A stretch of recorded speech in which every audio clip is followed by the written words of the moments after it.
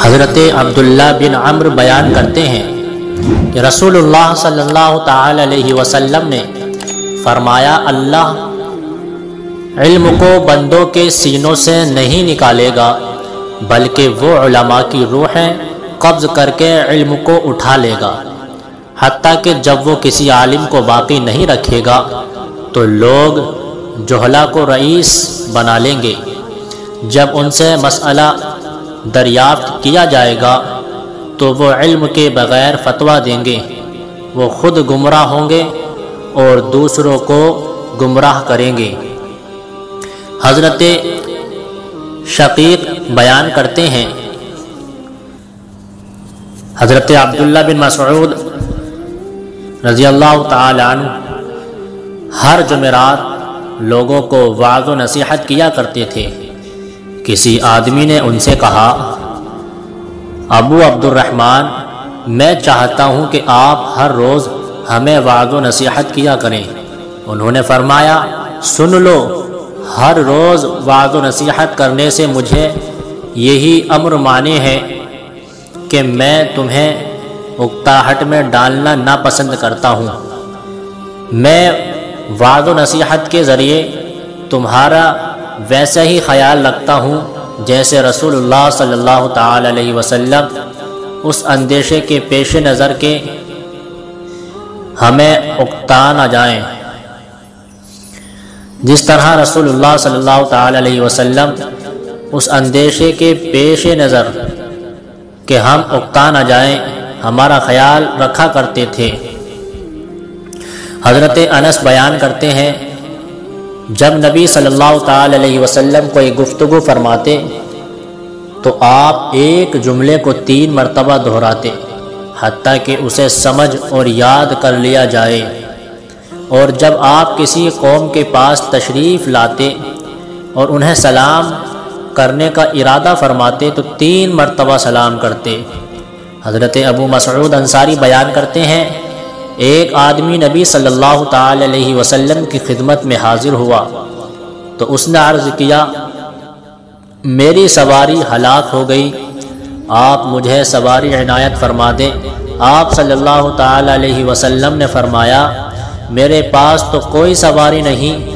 ایک آدمی نے عرض کیا، اللہ کے رسول، میں اسے ایسے آدمی کے متعلق بتاتا ہوں جو اسے سواری دے دے گا۔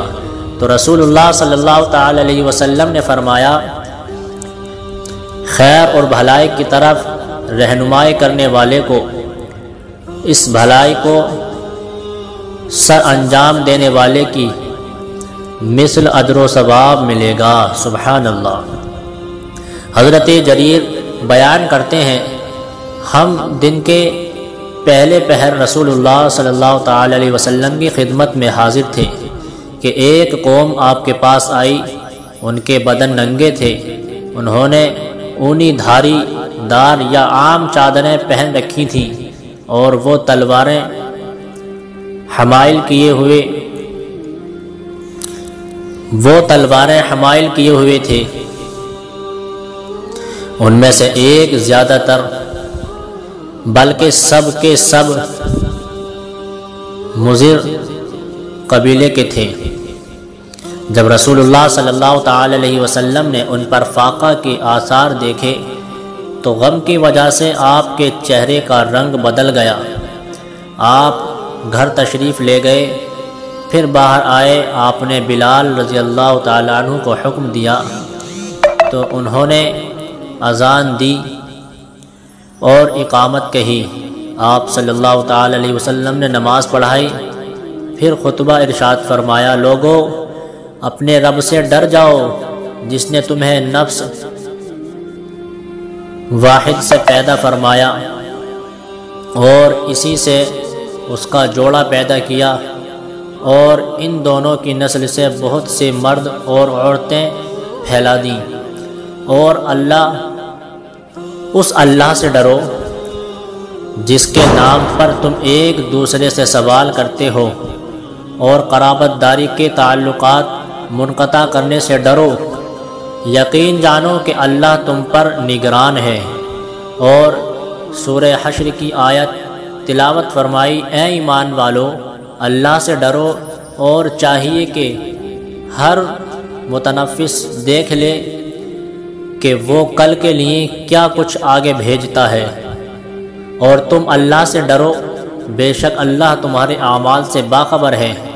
تو کسی نے دینار صدقہ کیا، کسی نے درہم، کسی نے کپڑا، کسی نے گندم کا صاع، اور کسی نے 1 صاع کھجوریں صدقہ کی، حتیٰ کہ آپ صلی اللہ تعالی علیہ وسلم نے فرمایا، خواہ کھجور کا ٹکڑا صدقہ کرو، چاہے 1 کھجور کا صدقہ کرو، 1 کھجور کے ٹکڑے کا ہی صدقہ کرو۔ راوی بیان کرتے ہیں، انصار میں سے ایک آدمی 1 تھیلی اٹھائے ہوئے آیا، قریب تھا کہ اس کا ہاتھ اسے اٹھانے سے عاجز آ جاتا، بلکہ عاجز ہی آ گیا۔